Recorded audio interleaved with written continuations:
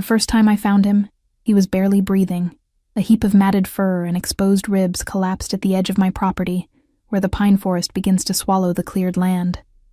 Rain had been falling for 3 days straight, turning the earth into a sodden carpet that squelched beneath my worn boots as I approached the creature. Steam rose from his body into the cold morning air, the only sign he was still alive. I should have called animal control. That's what anyone else in Blackwater Valley would have done. But something about the way he lay there, vulnerable and broken, stirred a memory inside me of another rainy day years ago when no one had stopped to help. "It's okay," I whispered, my voice barely audible above the gentle patter of raindrops on pine needles. "I won't hurt you." His head lifted slightly at my words, and I froze. 2 milky white orbs stared vacantly in my direction. Blind eyes that couldn't see me, but somehow seemed to look straight through to my soul. A low growl rumbled from his throat, more from fear than aggression. I recognized that sound. I'd made it myself, metaphorically speaking, every time someone had tried to get close since Daniel died. My grandmother would have called this a sign. She always said animals chose us, not the other way around. The silver locket she'd given me on her deathbed hung heavy around my neck. Inside was a scrap of paper with her final words to me. "Kindness to the broken heals the breaker." I'd never fully understood what she meant until that moment. "You can't stay here," I told the wolf, inching closer. "And I can't leave you to die." When I finally managed to coax him onto the tarp I'd brought from the shed, he was lighter than I expected, too light for a creature his size. Whatever had happened to him, whether illness, injury, or cruelty, had left him desperately malnourished. His blindness seemed relatively fresh. The scarring around his eyes wasn't fully healed. Getting him back to my cabin was a slow, painstaking process. Each time I pulled the makeshift sled over a particularly rough patch, he'd whimper softly, and I'd whisper reassurances that probably made no sense to him. But maybe, I thought, it wasn't the words that mattered so much as the tone. The promise that pain wasn't all that remained in his world. The cabin had been my sanctuary for nearly 2 years. After leaving the city and all its haunting memories behind, I'd poured everything I had into renovating the old family property. Nestled against the mountains, miles from the nearest neighbor, it was exactly the kind of isolation I'd craved. No prying eyes, no whispered condolences, no one watching as I slowly pieced myself back together. Now, I was bringing a wild animal into my private world. Madness, perhaps. But as I cleared a space in the mudroom and lined it with old blankets, I felt something stir inside me that had been dormant for too long. Purpose. "This is temporary," I told him as I gently transferred him to his new bed. "Just until you're strong enough to go back where you belong." His unseeing eyes tracked the sound of my movements as I gathered water, antiseptic, and the basic first aid supplies I kept on hand. When I approached to clean his wounds, his lips curled back to reveal impressive teeth. I stilled immediately. "I understand," I said softly. "Trust has to be earned. I'll wait." I sat cross-legged on the floor a few feet away, simply existing in the same space, letting him acclimate to my scent and presence.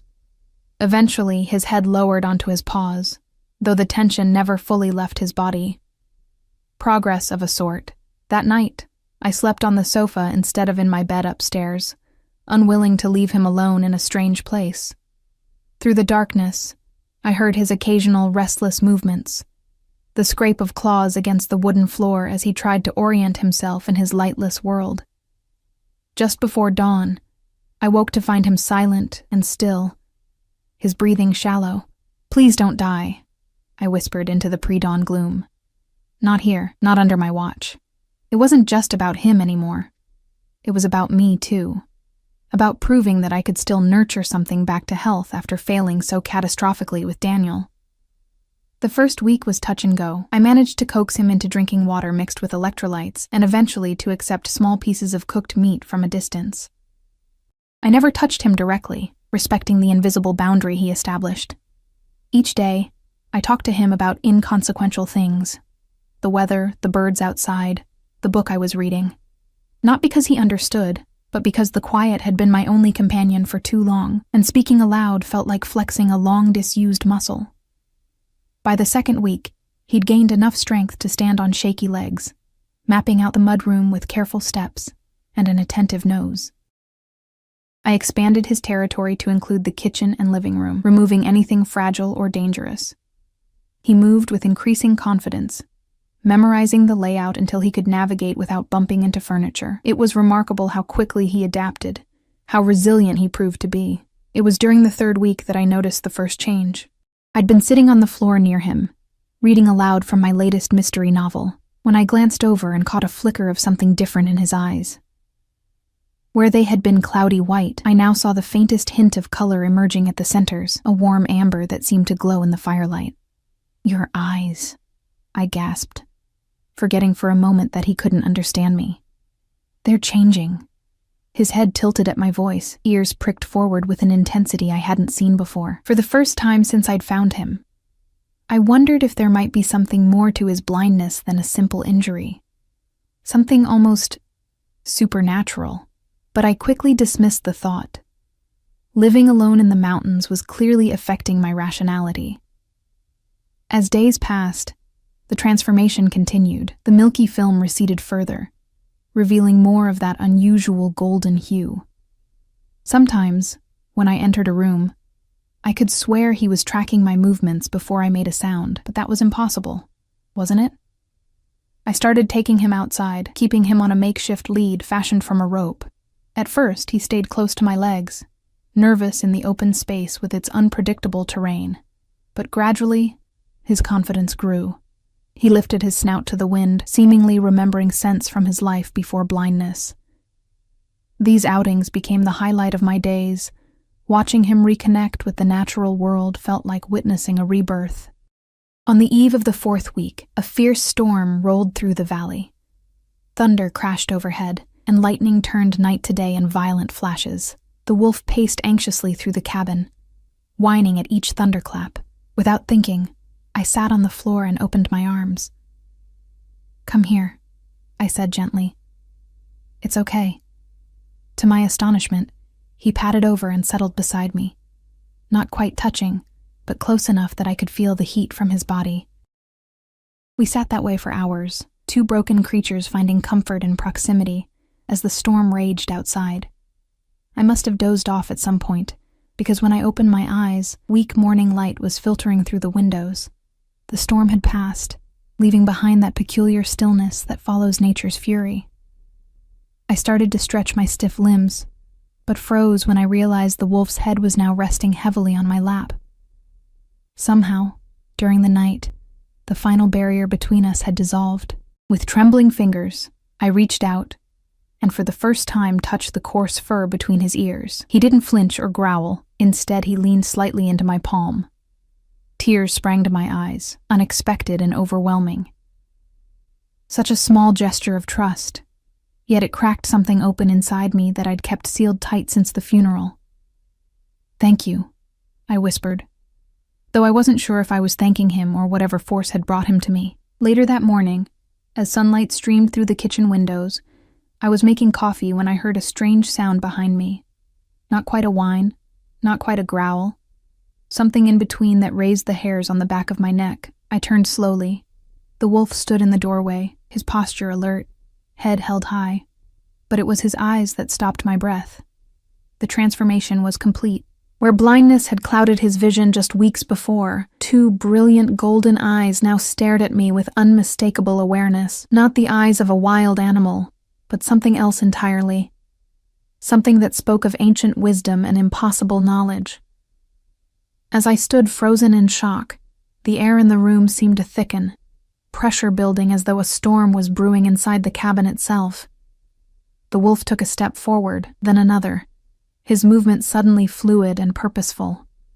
When he was just feet away, he sat back on his haunches and looked directly into my eyes. "4 weeks I've waited," he said, his voice deep and rough, as though human speech was an ill-fitting garment. 4 weeks to heal what was broken, to find what was lost. And now I see you clearly, at last. The coffee mug slipped from my fingers, shattering against the hardwood floor. "You're my fated mate," he continued, those golden eyes never leaving mine. The one I've searched for across time itself. And just like that, everything I thought I knew about my quiet, isolated existence, shattered like the mug at my feet. I backed away until my spine pressed against the kitchen counter, my heart hammering so violently I could feel it in my throat. The room tilted slightly, and I gripped the edge of the countertop to steady myself. "This isn't happening," I whispered, more to myself than to the creature before me. "I'm hallucinating, or dreaming. That's it. I'm still asleep on the floor after the storm." The wolf, no, not just a wolf, something else entirely, remained perfectly still, those golden eyes watching me with unsettling patience. When he spoke again, I could see the strange way his mouth formed the words, canine features somehow adapting to human speech. "Your fear scent is sharp," he said. "I don't wish to frighten you. I've known who you were from the moment you found me, even without my sight." A hysterical laugh bubbled up from my chest. "Known who I was? I don't even know who you are, what you are." "My name is Thane," he replied simply, as though this were the most normal conversation in the world. "I am what your kind might call a shifter. My true form walks on two legs, but I was trapped in this one after an encounter with those who fear what they don't understand."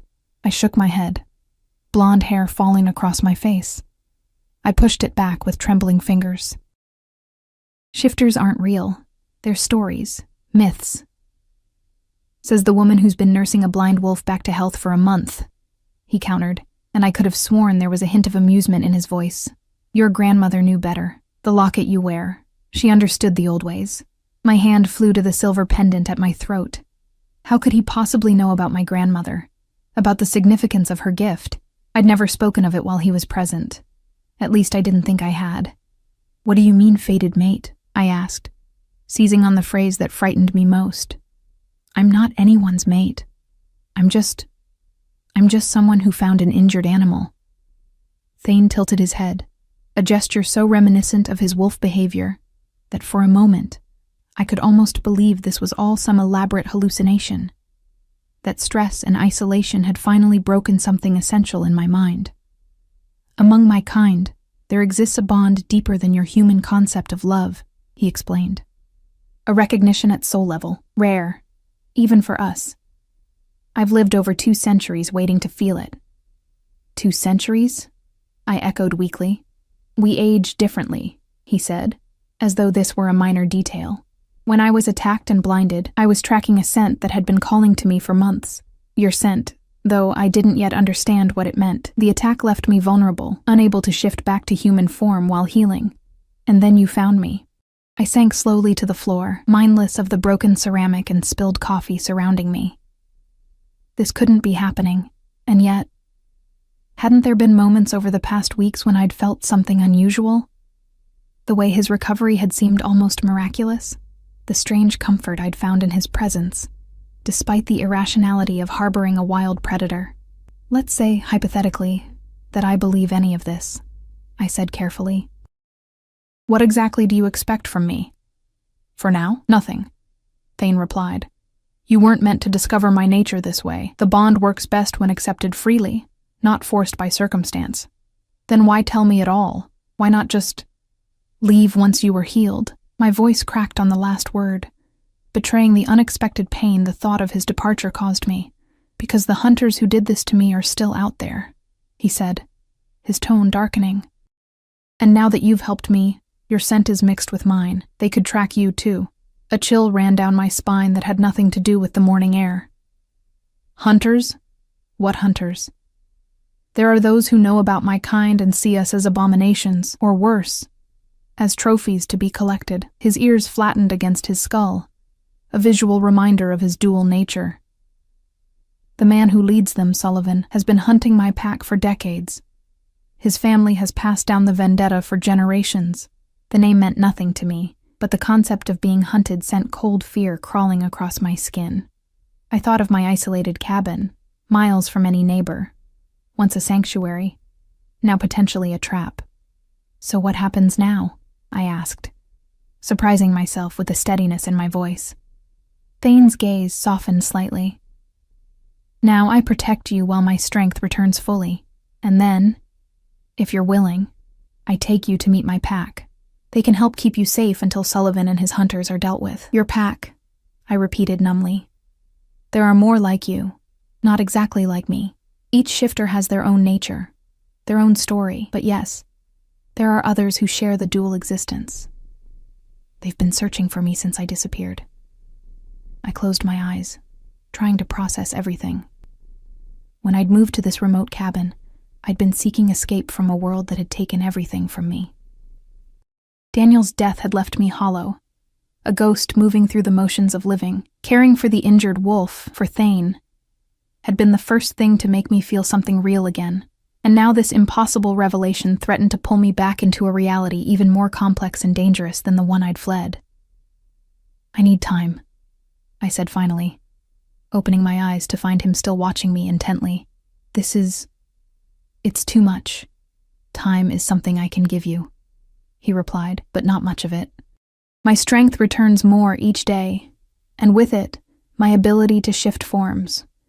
Soon, I'll be able to take human shape again, and when that happens, Sullivan's hunters will sense the power surge. They have ways of tracking such things. The implication was clear. Our strange coexistence was operating on a countdown. The thought should have terrified me completely. Yet beneath the fear lurked something else. A flicker of anticipation. I hesitated, unsure how to phrase such an absurd question. Can you show me? Your human form, I mean. Thane shook his massive head. Not yet. The shift requires energy I'm still rebuilding. But soon. Within days, perhaps. A strange disappointment washed through me, followed immediately by embarrassment. What was happening to me? 24 hours ago, I'd been caring for what I thought was a blind wolf. Now I was disappointed I couldn't see the man he claimed to become. I got to my feet carefully, avoiding the broken mug shards. I'm going to clean this up, and then I need to think. Alone.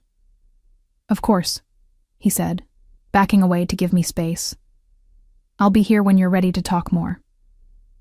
The casual domesticity of our exchange, as though we were simply roommates navigating a minor disagreement rather than whatever this was, struck me as so absurd that I nearly laughed again.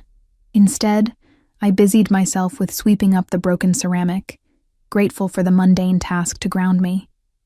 Throughout the day, I moved through the cabin in a daze, Thane keeping a respectful distance but never far from sight. I caught him watching me with those golden eyes that now seemed to hold endless depths I hadn't noticed before.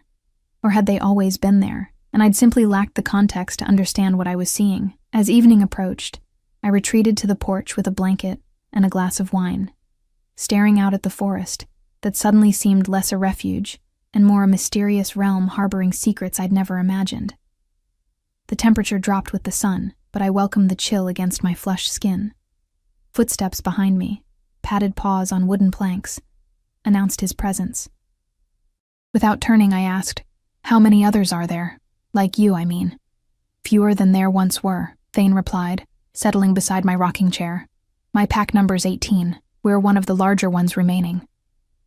"And they all shift? Between human and wolf?" "Yes. Though some have greater control than others, the younger ones struggle during full moons. The oldest among us can change at will, regardless of lunar cycles." I took a long sip of wine. "And this mate thing, how does it work? Do all of your kind have them?" "No," he said, and I heard something like reverence in his voice. "Most never find their true mate. They form bonds of companionship, of pack loyalty, but the soul-deep recognition I felt with you, it's rare enough to be considered legend even among my people." "But how can I be your mate?" I pressed. "I'm not like you. I'm just human." "The mate bond doesn't follow species lines," Thane explained. "It's older than either of our kinds, a magic from the time when all boundaries were thinner. Some believe it's nature's way of strengthening bloodlines, introducing new vitality." I nearly choked on my wine. "Bloodlines? You can't seriously be suggesting—" "I'm not speaking of immediate concerns," he said quickly, "and if wolves could blush, I think he might have. The bond is foremost a connection of spirits. The rest would be your choice, always." The clarification did little to calm the sudden flutter in my chest. I changed the subject. "These hunters, how do they track your kind?" Thane's demeanor shifted, tension radiating from his body. They use a combination of old magic and modern technology, blood spells that can detect shifters when we change form, thermal imaging that identifies our unique heat signatures. And sometimes they use those of us they've captured to track others. The casual mention of capture sent ice through my veins. Is that what they did to you? Capture you? They tried, he growled, the sound rumbling deep in his chest. They used silver-infused weapons to weaken me, and a ritual to temporarily blind me, to prevent me from finding my way home to my pack. But they underestimated my resilience. I escaped before they could cage me, though the injuries left me vulnerable. That's when you found me. I thought back to that rainy morning that felt like a lifetime ago. You were so weak. I thought you might die. I likely would have without your care, he acknowledged. The blindness was the worst of it, a spell designed to disorient and incapacitate, but they didn't account for you, for me. What do you mean? The touch of a fated mate can heal wounds that would otherwise be fatal to my kind, Thane said softly. Each time you came near, each time you spoke to me or tended my needs, your presence was countering their magic without you even knowing it. The implications staggered me, so I didn't just find you by accident. There are no accidents in this world, only patterns we haven't yet recognized, he replied, echoing a sentiment my grandmother had often expressed. The parallel sent a shiver through me that had nothing to do with the evening chill. Night had fully descended now, the forest around us alive with cricket song, and the occasional distant howl that suddenly held new meaning. Would Thane answer if I asked him to? Would his voice join those calling through the darkness, announcing his presence to others of his kind? What will happen when you shift back? I asked instead. Will you remember being the wolf? Remember all this time we've spent together? Every moment, he assured me. The wolf is not separate from the man. They are aspects of the same being. My awareness, my feelings, they remain constant, regardless of form. Feelings. The word hung between us, loaded with implications neither of us seemed ready to address directly. It's getting late, I said finally, rising from my chair. And apparently we both have a lot to prepare for in the coming days. Thane nodded, those golden eyes luminous in the darkness. Rest. I'll keep watch tonight. The casual promise of protection shouldn't have comforted me as much as it did. Yet as I made my way upstairs to my bedroom, leaving him downstairs for the first time since his revelation, I felt strangely secure in the knowledge that he was guarding the house. My last thought before drifting into sleep was a question. Had I saved him? Or had he somehow saved me from the half-life I'd been living since Daniel's death? Dawn broke with unusual brilliance the next morning, sunlight streaming through my bedroom window with almost painful intensity. I stretched beneath the covers, momentarily disoriented by how deeply I'd slept. No nightmares. No waking in cold sweat with Daniel's name on my lips, just solid, restful sleep for the first time in years. As consciousness fully returned, so did the memory of yesterday's impossible revelation. I sat up abruptly. Thane. The shifter. My apparent fated mate. Had it all been a stress-induced hallucination? The sound of something heavy falling downstairs answered my question before I could even form it completely. I threw back the covers and raced to the door, heart pounding. Thane, I called, rushing toward the stairs. What's happening? His answer came as a strangled sound, half growl, half human cry that sent fear spiraling through me. When I reached the bottom step, I saw him in the center of the living room, body contorted in what appeared to be agonizing pain, golden eyes now blazing with an internal fire that seemed almost too bright to look at directly. Stay back, he managed to warn, voice deeper and rougher than before. It's happening. The shift. Coming too soon. I froze on the bottom step, unable to look away from the transformation unfolding before me. Thane's body seemed to ripple, the very structure of his bones visibly shifting beneath his fur. His spine elongated with a series of sickening cracks that made my stomach lurch. Yet despite my horror, I couldn't retreat. Something primal kept me rooted to the spot, witnessing what few humans ever had. What can I do? I whispered, my voice barely audible over his labored breathing. He couldn't answer now, lost in the throes of the change. His front paws stretched, fingers elongating where there had been only padded feet moments before. The thick fur began to recede in patches, revealing pale skin underneath. I pressed a hand to my mouth, torn between fascination and the instinct to flee from something so fundamentally unnatural. The process seemed to last both an eternity and mere seconds. When it finally stilled, a naked man lay curled on my living room floor, his body gleaming with sweat, tremors still running through his newly formed muscles.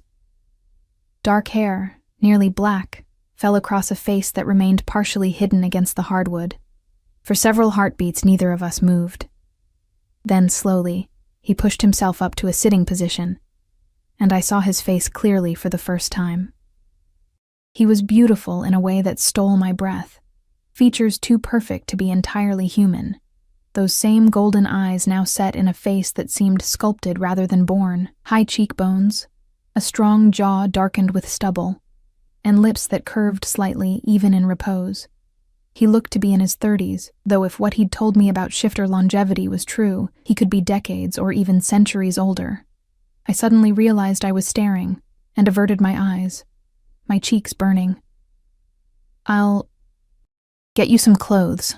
Hurrying back upstairs, I rummaged through the boxes in the spare room, until I found some of Daniel's things I hadn't been able to part with. The pain I expected to feel at handling them again was surprisingly dull, a ghost of grief rather than its full force. I selected a pair of sweatpants and a t-shirt that might fit Thane's broader frame, then headed back downstairs with my eyes carefully trained on the floor. "Here," I said, holding them out without looking directly at him. "Thank you," he replied, his voice now fully human yet still carrying that same resonance I'd grown accustomed to. The sound of fabric rustling told me he was dressing. "You can look now." When I raised my eyes, I found him standing, sweatpants on, but the t-shirt still clutched in one hand. The sight of his bare torso, marked with several long scars that looked like claw marks across his ribs, sent an unexpected heat through me. "Sorry," he said, noting my expression. "The shift is never painless, but this one was particularly difficult. My body wasn't fully prepared. Why did it happen now? You said it would be days." He pulled the shirt over his head, wincing slightly. "I felt them. The hunters. They're closer than I thought, tracking faster than expected." Fear shot through me, sharp and cold. "Here? They're coming here." "Not immediately, but soon. Within a day, perhaps 2. He ran a hand through his dark hair, the gesture strangely vulnerable. The shift was a defense mechanism, my body's way of preparing for threat. I sank onto the sofa, trying to process this new development. Thane remained standing, his posture betraying discomfort with his new form. "Is it difficult, being human again after so long as a wolf?" He flexed his fingers, studying them with a slight frown. "It requires adjustment. Sensations are different, more acute in some ways, duller in others." I watched him move cautiously across the room, his gait becoming smoother with each step as he reacquainted himself with bipedal motion. There was something deeply intimate about witnessing this process, like seeing someone learn to walk again after injury. "You should eat something," I said, suddenly remembering my caretaker role. "The transformation must require energy." "It does," he agreed, following me to the kitchen. "More than you might imagine." I set about making a substantial breakfast. Eggs, bacon, toast. Hyper-aware of his presence behind me, the domestic normalcy of cooking while a mythical creature sat at my kitchen table struck me again with its absurdity. "How long have you lived here alone?" he asked, breaking the silence. I cracked eggs into a bowl, focusing on the task. "Almost 2 years. After Daniel, my fiancé, died, I couldn't stay in the city anymore. Everything reminded me of him." "I'm sorry for your loss," Thane said, and the simple sincerity in his voice made my throat tighten. "Cancer," I offered without being asked. It was quick, at least. 4 months from diagnosis to the end. We'd barely started planning the wedding. I hadn't spoken about Daniel to anyone in months.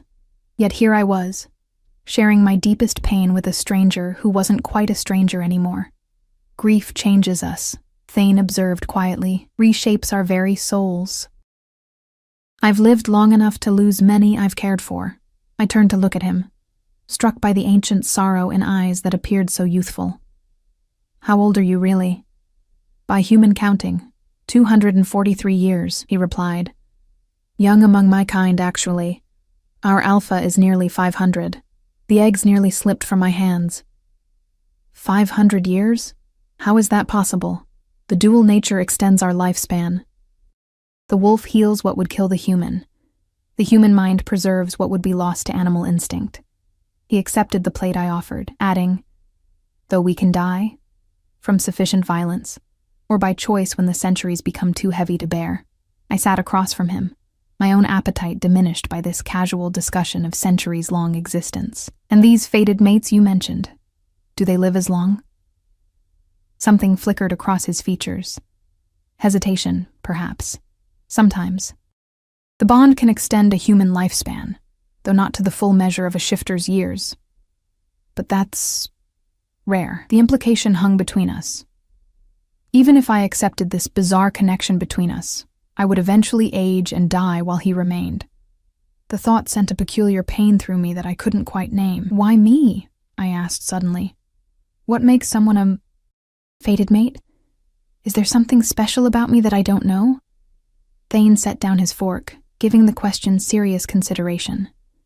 The old stories speak of complementary souls, individuals whose essential natures balance each other perfectly. Beyond that? He shrugged. It's one of the great mysteries, even to us. I only know that from the moment you approached me in the rain, something in me recognized something in you. He reached across the table, hesitating just before his fingers would have touched mine. I realize how frightening this must be.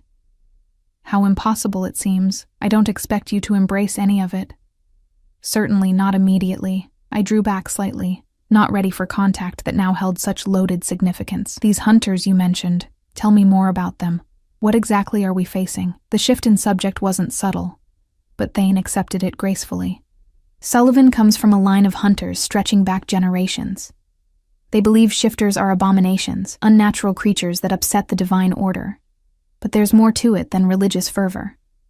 They harvest parts from our bodies, teeth, claws, hearts, believing they hold magical properties. And sometimes, they're right.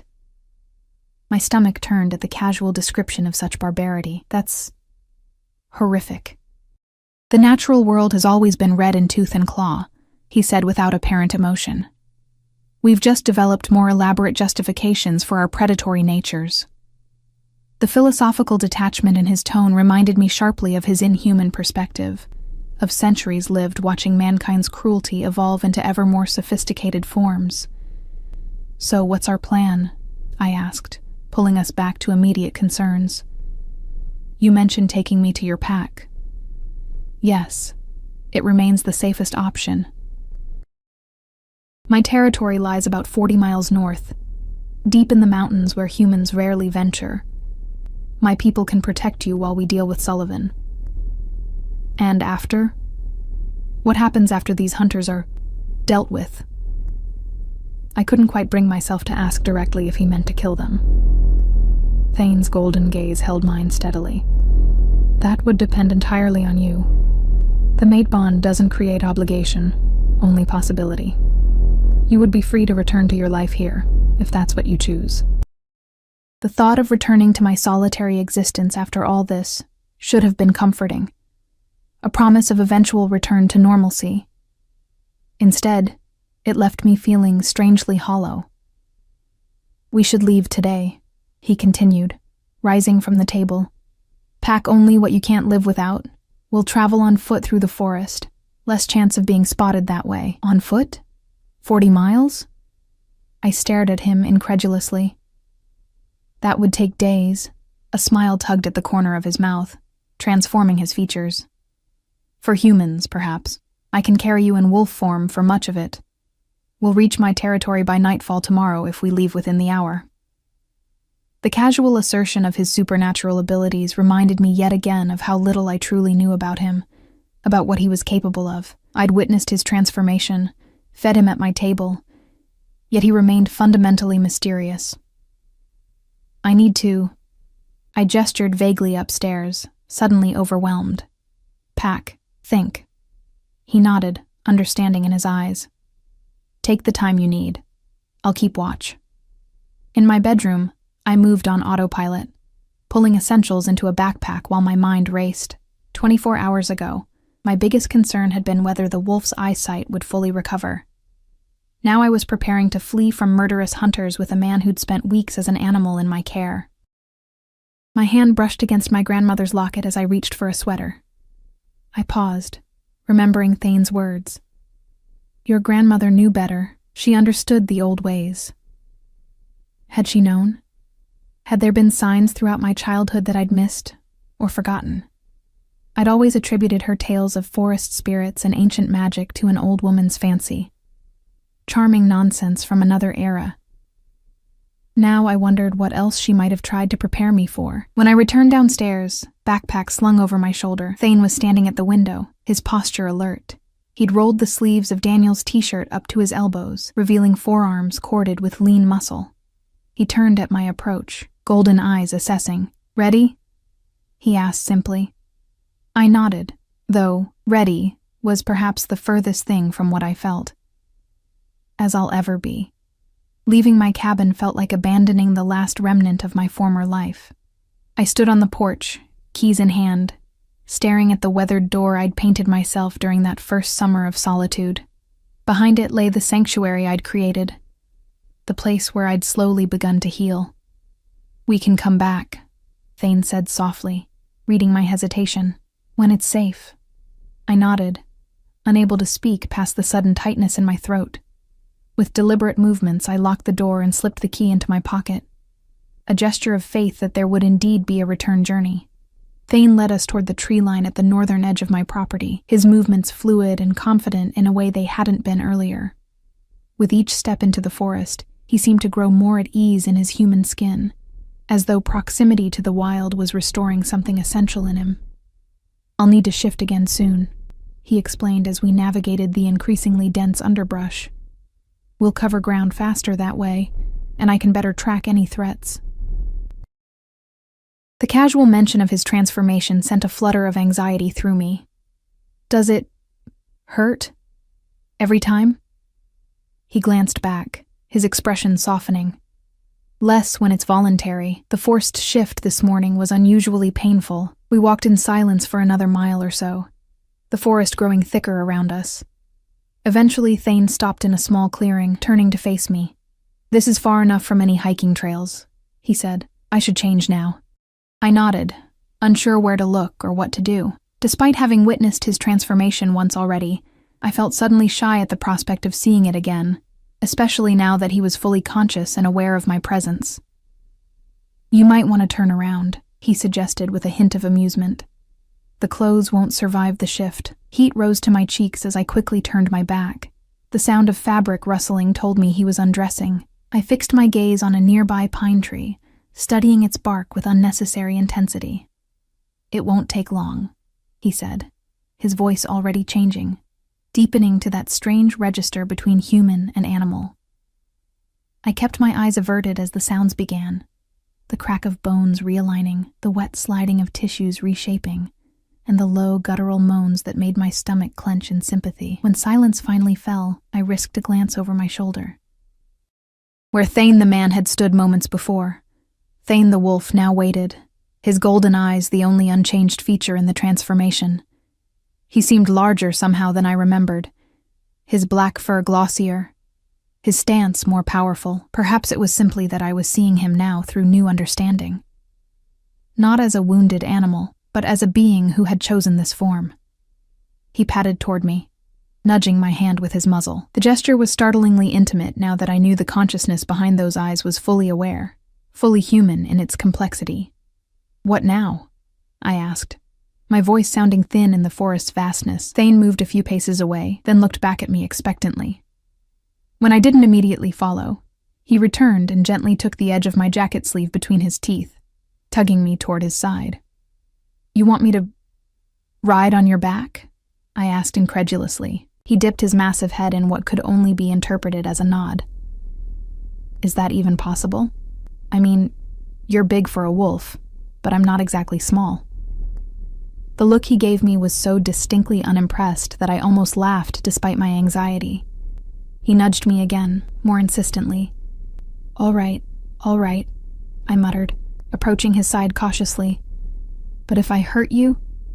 Before I could finish, he lowered himself to the ground, making his intention unmistakable. Taking a deep breath, I carefully straddled his back, fingers tentatively threading through the thick fur at his shoulders. Like this, I whispered. His only response was to rise smoothly to his feet, adjusting slightly to balance my weight. I gasped, tightening my grip reflexively as I felt the power of the muscles moving beneath me.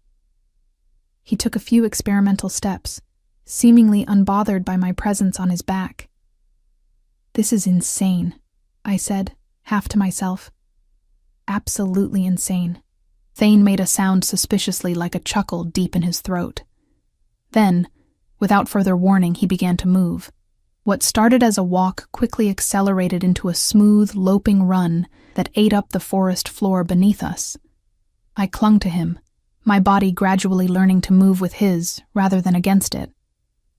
The world blurred into streaks of green and brown as he navigated paths invisible to human eyes, ducking beneath low-hanging branches and leaping over fallen logs with supernatural grace.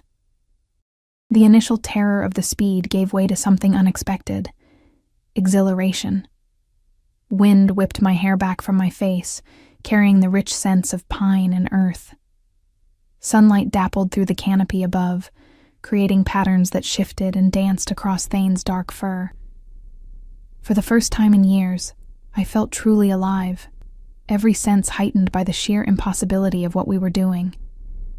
We traveled this way for hours, Thane maintaining a pace that would have exhausted any natural wolf. Occasionally he would slow, lifting his nose to test the air, or cocking his head to listen for distant sounds I couldn't perceive. During these pauses, I would slide from his back to stretch my cramped legs, careful never to stray far from his side. By late afternoon, the terrain had changed dramatically. We were climbing now, the forest giving way to steeper, rockier ground that spoke of the mountain's true beginning. Thane navigated the increasingly challenging landscape with the confidence of one returning to familiar territory. During one of our brief rest stops, I retrieved a water bottle from my pack, gulping thirstily before offering some in my cupped palm to Thane. He lapped at it gratefully, his golden eyes never leaving my face. "Are we getting close?" I asked, though I knew he couldn't answer in this form. He huffed softly, gesturing with his muzzle toward the peak still looming ahead of us. Not yet, but progress was being made. As twilight began to settle around us, Thane led us to a small cave set into the mountainside. It was shallow but dry, offering protection from the elements and a defensible position. He indicated I should enter first, then followed, positioning himself near the entrance where he could monitor any approach. The temperature was dropping rapidly with the sun, and I shivered, pulling an extra layer from my backpack. Thane watched me with what seemed like concern, then surprised me by moving closer, curling his warm body around mine where I sat against the cave wall. "Oh," I said softly, startled by the gesture. "Thank you."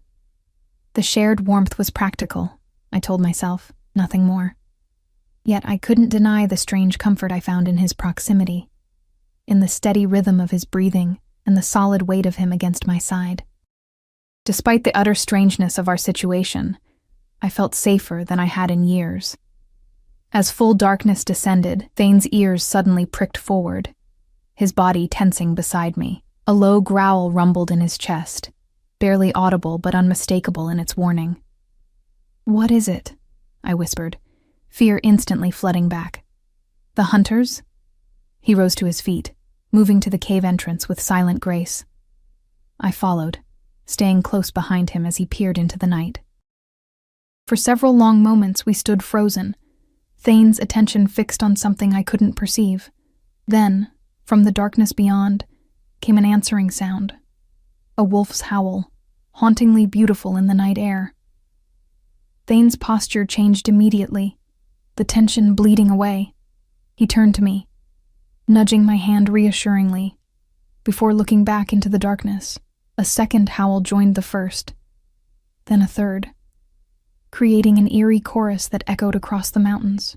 To my astonishment, Thane threw back his head and answered, his voice rising to join the others in a call that sent shivers down my spine. "Your pack?" I asked, understanding dawning. He dipped his head in confirmation, then gestured with his muzzle for me to stay put as he padded a few yards from the cave entrance. There he waited, golden eyes gleaming in the darkness, as three shapes materialized from the shadows. Wolves, no, shifters, moved into the small clearing before our shelter. Even to my untrained eye, they looked different from ordinary wolves, larger, with an unnatural awareness in their postures. They approached Thane cautiously, exchanging scents and quiet vocalizations that seemed almost like conversation. I remained in the cave entrance, heart pounding as the reunion unfolded. After several minutes of what appeared to be intense communication, Thane turned and beckoned me forward with a gesture of his head. "You want me to come out there?" I asked nervously. His golden eyes held mine steadily, a clear invitation. Swallowing my fear, I stepped from the shelter of the cave into the moonlight where the four wolves waited. The newcomers regarded me with varying degrees of curiosity and suspicion. The largest, a gray wolf with a scarred muzzle, approached first, circling me slowly while I stood frozen, unsure what was expected of me. Thane remained close, his body language alert but not alarmed. The gray wolf completed his inspection, then looked directly at Thane with an expression that somehow conveyed incredulity, even on lupine features. A female with reddish-brown fur approached next, her assessment seemingly more thorough as she sniffed at my clothes, my hair, my outstretched hand. Hello," I said awkwardly, feeling ridiculous for speaking aloud to creatures I now knew were as intelligent as any human. "I'm guessing you're Thane's friends." The red wolf made a sound that might have been amusement before backing away to rejoin the others.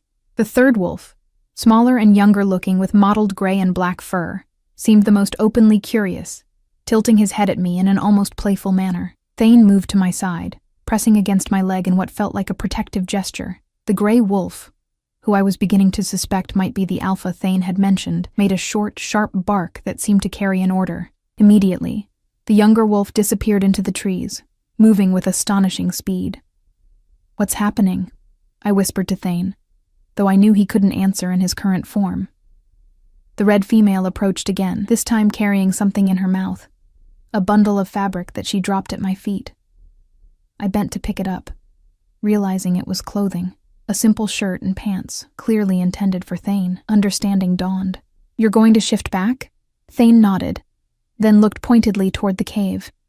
I took the hint and retreated inside with the clothes, giving him privacy for the transformation. Through the cave entrance, I caught glimpses of the other wolves forming a protective circle, their attention directed outward as though standing guard. Several minutes later, Thane appeared at the entrance, now in human form, and dressed in the clothes his packmates had provided. His hair was disheveled, his expression weary but alert. "They've been searching for me since I disappeared," he explained without preamble. "When they sensed my shift this morning, they changed course to intercept us." "That's good, right?" I asked, relief mixing with a new anxiety at the presence of more shifters. "More protection." His expression remained grave. "They bring news.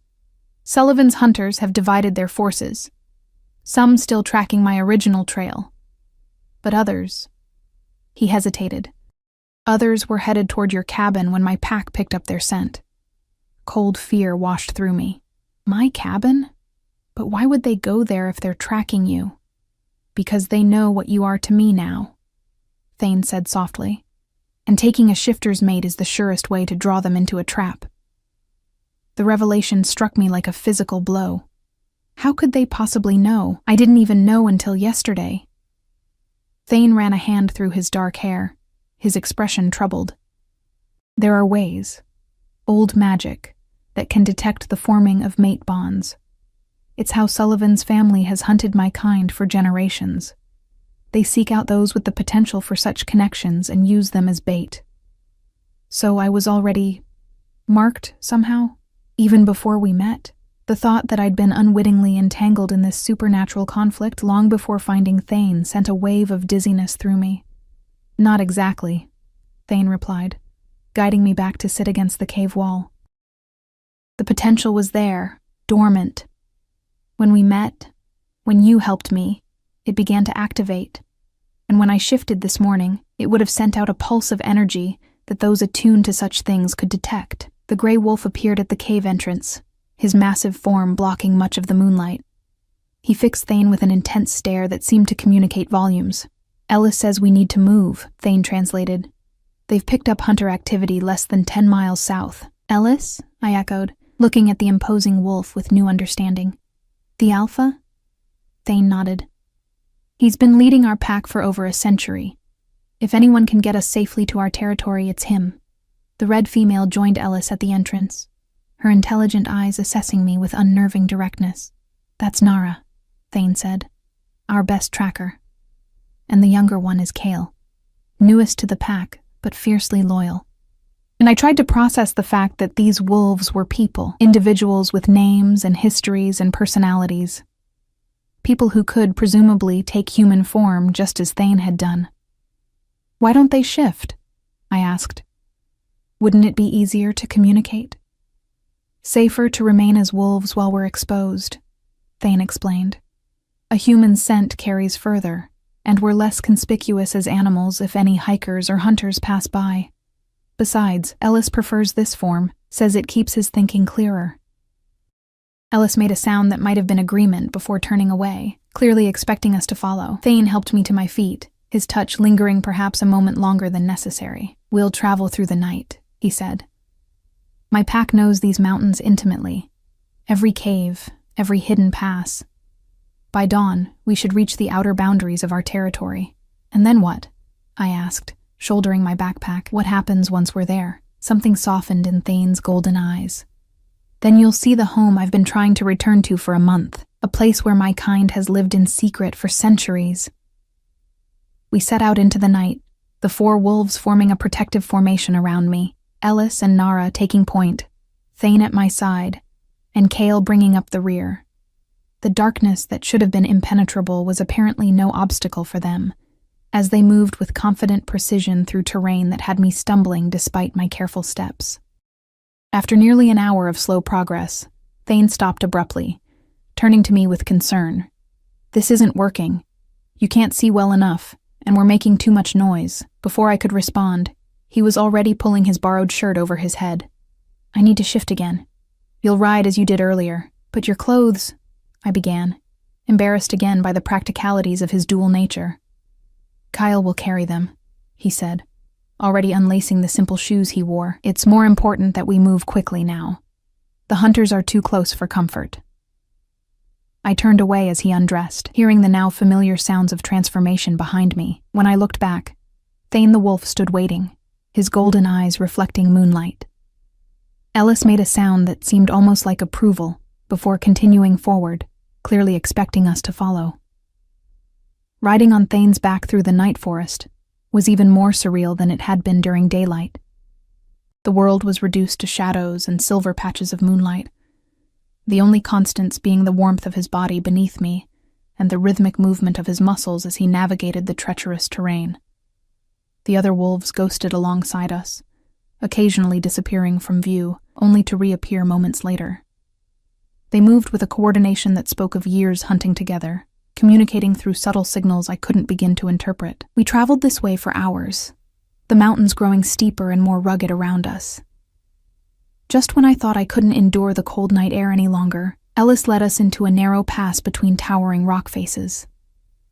The path wound upward, becoming so steep in places that I had to slide from Thane's back and climb using my hands as well as my feet. Near the summit of the pass, Ellis suddenly froze, his head lifting as he scented the air. The other wolves immediately tensed, forming a tight circle around me. A low growl rumbled from Ellis's throat, a sound of unmistakable warning. Thane nudged me toward a crevice in the rock face, his intention clear. Hide. I squeezed into the narrow space, heart pounding as the wolves took up defensive positions, their bodies low and ready for confrontation. For several agonizing minutes, nothing happened. Then, carried on the night breeze, came the sound of voices. Human voices, speaking in low, urgent tones. From my hiding place, I could make out fragments of conversation. "Definitely pass this way. Silver ammunition only. Take the girl alive if possible." The voices grew closer, accompanied by the crunch of boots on rocky ground. I pressed deeper into my hiding place, scarcely daring to breathe. Through a gap in the rocks, I could see Ellis signal to Nara and Kale, who melted into the shadows on either side of the path. What happened next unfolded with such speed that my human eyes could barely follow. As the first hunter rounded the bend in the pass, Ellis launched himself from his position, a silent, lethal shadow that collided with the man before he could raise his weapon. Simultaneously, Nara attacked from the opposite side, her teeth finding the second hunter's arm with surgical precision. Thane remained by my hiding place, his body coiled with tension, ready to defend if any threat broke through the other's assault. Through my limited view, I saw Ellis pin the first hunter to the ground, teeth bared inches from the man's throat. To my shock, the hunter laughed. A cold, unnatural sound that echoed off the rock walls. "You won't kill me, beast," he said with chilling confidence. "Not while we have your people." Ellis froze, his growl faltering for just an instant. It was enough. The hunter beneath him twisted, producing a small object from his jacket that he pressed against the wolf's side. A flash of blue light erupted, accompanied by a high-pitched sound that hurt even my human ears. Ellis recoiled, his massive body convulsing as though struck by electricity. "No," I gasped, the sound escaping before I could stop it. The hunter's head snapped in my direction, his eyes finding mine through the gap in the rocks. A slow, terrible smile spread across his face. "There you are," he said softly. "The mate." Thane exploded into motion, placing himself between the hunter and my hiding place, with a snarl that seemed to shake the very mountain beneath us. The hunter raised his strange device, but before he could activate it, Kyle attacked from behind, knocking the man forward. The device skittered across the rocky ground, coming to rest at the edge of the path. Nara had subdued the second hunter, but a third emerged from the shadows further down the pass, a conventional weapon raised. The gunshot shattered the night, the bullet striking rock inches from where Kale struggled with the first hunter. Everything seemed to slow down. I saw Thane hesitate, torn between protecting me and helping his packmates. I saw Ellis struggling to his feet, still disoriented from whatever the device had done to him. And I saw the third hunter taking aim again, this time with Thane in his sights. Without conscious thought, I burst from my hiding place, diving for the fallen device on the ground. My fingers closed around it just as the hunter fired again. The bullet went wide, ricocheting off the rock face with a shower of sparks. The device was simple, a small metal cylinder with a button on one end. Operating on pure instinct, I pointed it at the armed hunter and pressed. The same blue light erupted, accompanied by that painful sound. The hunter dropped his weapon, clutching his head and falling to his knees. The effect on the human was less severe than it had been on Ellis, but still clearly debilitating. "Thane," I shouted. "The light affects them too." Understanding flashed in his golden eyes. With renewed purpose, he charged the first hunter, who was now scrambling for a weapon in his belt. Kale, following Thane's lead, went for the second man, who had broken free from Nara's grip. In the chaos that followed, I kept the device trained on the third hunter, preventing him from recovering. Ellis had regained his footing and joined the fray, his massive jaws closing around the arm of the first hunter with a sickening crunch of bone. The skirmish ended as quickly as it had begun. The hunters, realizing they were outmatched, retreated down the pass, one of them half carrying their injured companion. Their retreat seemed too easily won, and the cold smile of the lead hunter lingered in my mind like a bad omen.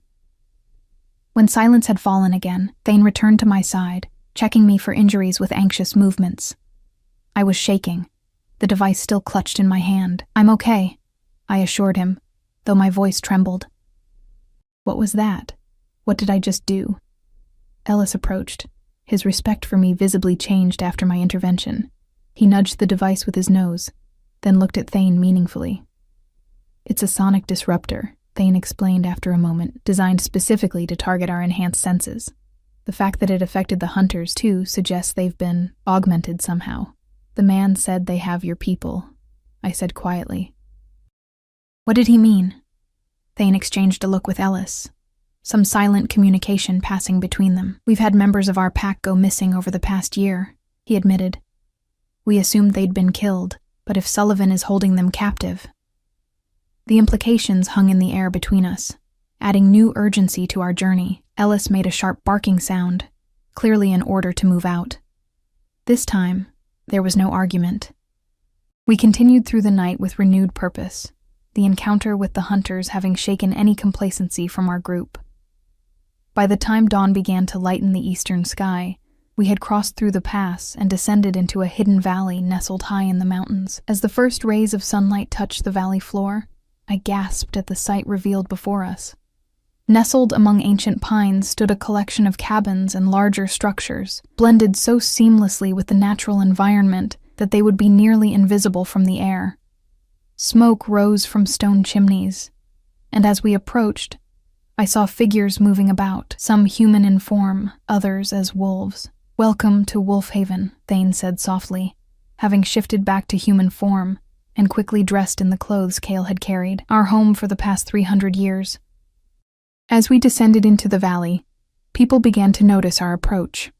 Word of our arrival spread quickly, and soon a crowd had gathered at the edge of the settlement. Some shifted from wolf to human form before my eyes, hastily donning clothes brought by others. Their expressions ranged from curiosity to outright suspicion as they regarded me. An elderly woman pushed through the crowd, her silver hair gleaming in the morning light. Despite her apparent age, she moved with the fluid grace I was beginning to recognize as characteristic of shifters. "Thane," she said, her voice cracking with emotion as she embraced him. "We feared the worst." "Grandmother," he replied, returning her embrace before turning to include me. "This is the woman who saved me. My mate." The word hung in the air, causing a ripple of murmurs through the gathered crowd. The old woman's eyes, the same golden hue as Thane's, widened as she studied me with newfound interest. "A human mate," she said, wonder in her voice. After all these centuries, she stepped forward, taking my hands in her weathered ones. "Child, do you understand what you've become a part of? What it means to be bonded to one of our kind?" I met her gaze steadily, finding strength I didn't know I possessed. "Not entirely," I admitted. "But I'm beginning to learn." She smiled then, a smile so like Thane's that my heart constricted. "That," she said softly, "is a very good beginning indeed."